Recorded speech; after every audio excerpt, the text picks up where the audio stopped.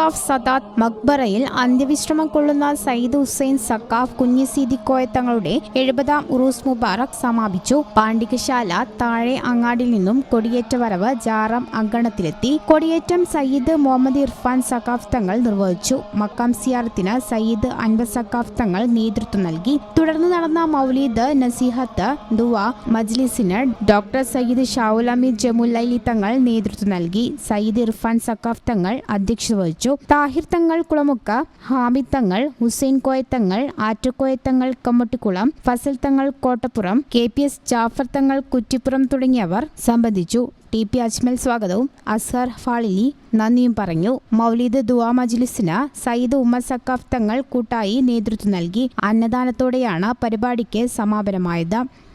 News bureau, Valanchery.